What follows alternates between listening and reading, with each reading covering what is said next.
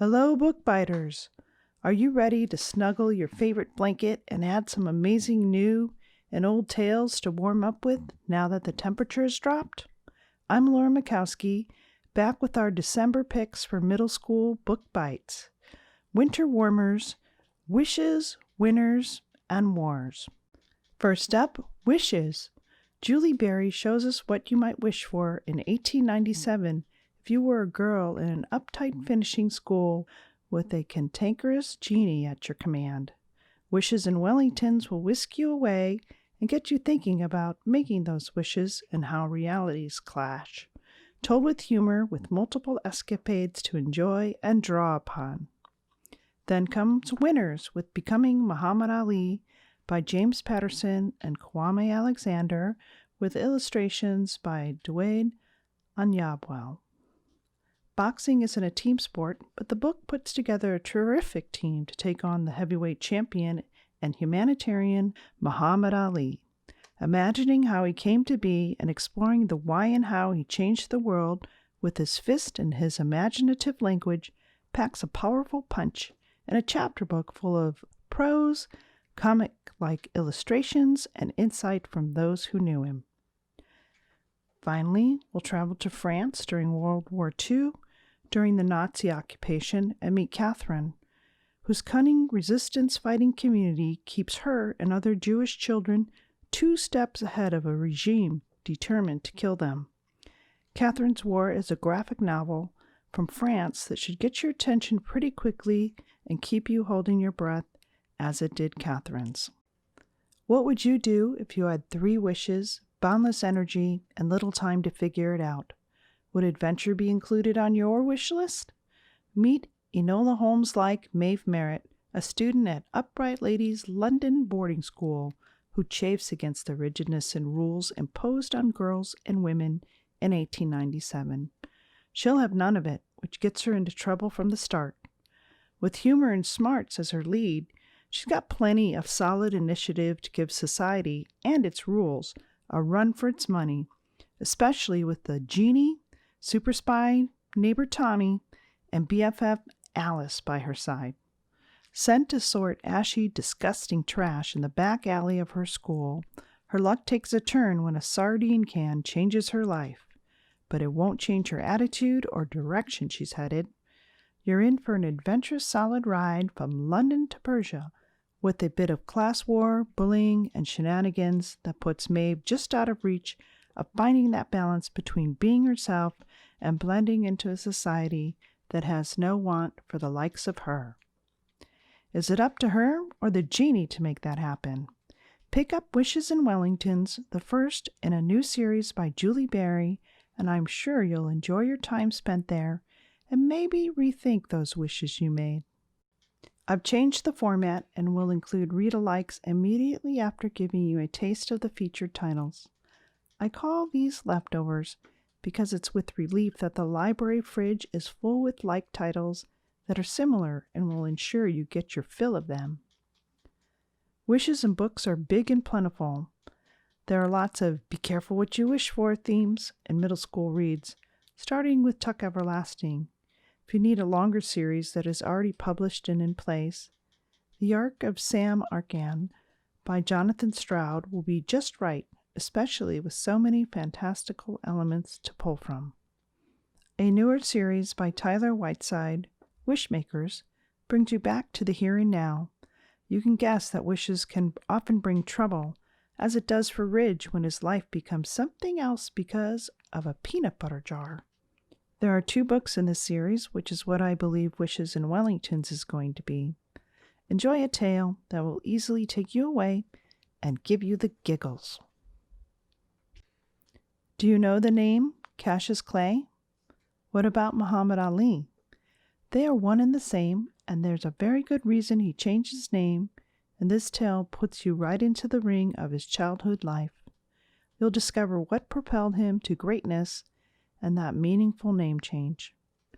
He was a fighter from the start, breaking barriers in and out of the boxing ring, and though he is a singular phenomenon, the pages allow his voice to shine, his experience to reveal, and the people surrounding him to influence his journey to fame, fortune, and notoriety from his childhood, spent in the 1950s up through the beginning of his legendary boxing career.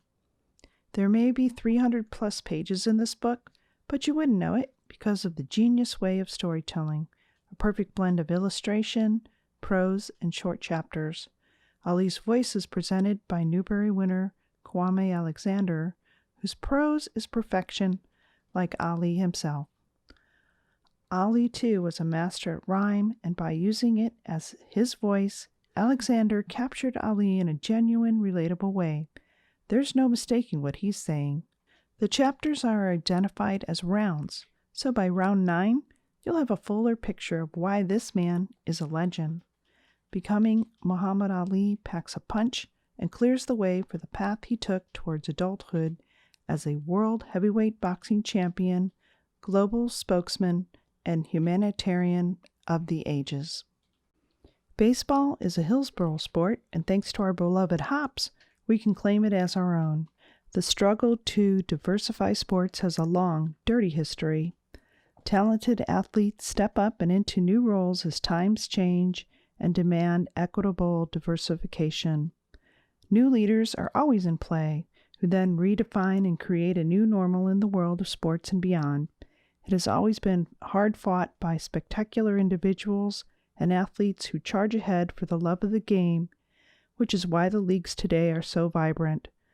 To be recognized as equals, no matter the color of your skin, is always the step in the right direction. In this beautifully rendered nonfiction title, We Are the Ship, Kadir Nelson digs into the history of the Negro Baseball League.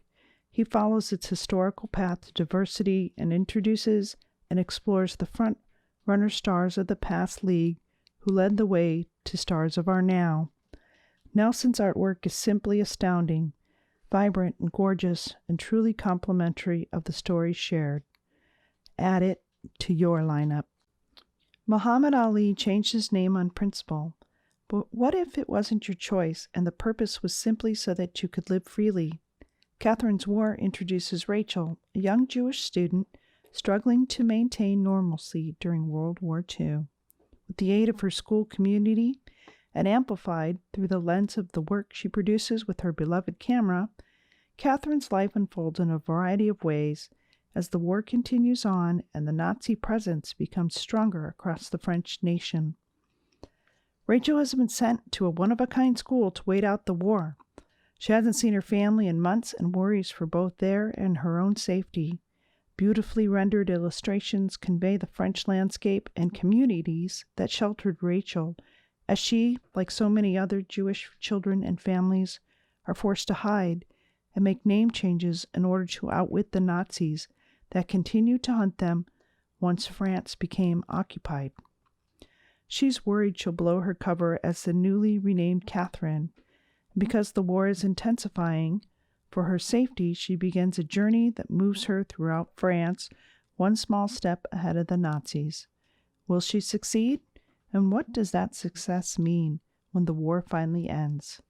Make a new friend in Catherine and learn about the atrocities of war by stepping into her life and joining her on her amazing journey of survival, strength, and finding beauty when the future looks ugly and your very life hangs by a thread.